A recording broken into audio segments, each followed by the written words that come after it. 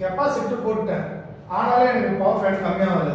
ஆட்டோமேட்டிக்காக வச்சுட்டேன், ஆனாலும் எனக்கு கரண்ட் கம்மியாகுது. உங்களுக்கும் நிறைய பேர் கால் பண்ணியிருப்பாங்க, எனக்கும் நிறைய பேர் கால் பண்ணுறாங்க.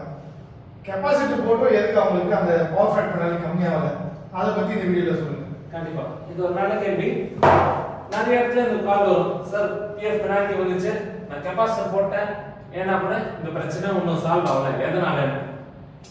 ஸோ இந்த சுகர் வியாதி மாதிரி லோ சுகர் வரும், ஹை சுகர் வரும். லோ சுகர் வந்தா ஒரு மாத்திரை, ஹை சுகர் வந்தா ஒன்று மாத்திரை. அதே மாதிரி எங்கெல்லாம் மோட்டார் இண்டக்ஷன் லோடு இருக்கோ அங்க மட்டும் தான் கெப்பாசிட்டர் வைக்க முடியும். ஆமா, இந்த ஆட்டோமேட்டிக்கோ மேனுவலோ கெப்பாசிட்டர் வச்சு சால்வ் பண்ண முடியும். ஓகே.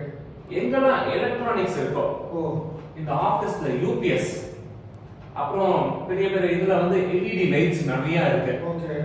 அப்புறம் வெல்டிங், அந்த மாதிரி லோடு இருந்துச்சுன்னா கண்டிப்பா வந்து கெப்பாசிட்டர் மட்டும் வச்சா சால்வ் ஆகாது.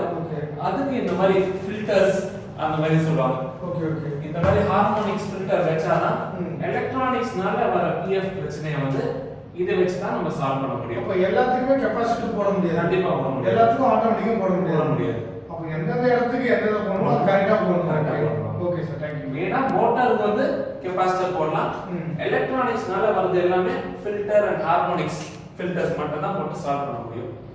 இந்த மாதிரி வீடியோவை மென்பொருள் நானும் இவரும் சேர்ந்து பண்ணுவோம். நம்ம வீடியோவை பார்க்க நம்ம சேனலையும் ஃபாலோ பண்ணி வச்சுங்க, சார் சேனலையும் ஃபாலோ பண்ணி வச்சுங்க. ரெண்டு பேரும் கொலாபரேட் பண்ணி தான் போட போறோம். சார் நன்றி சொல்லலாம் மக்களுக்கு. கண்டிப்பா. Thank you.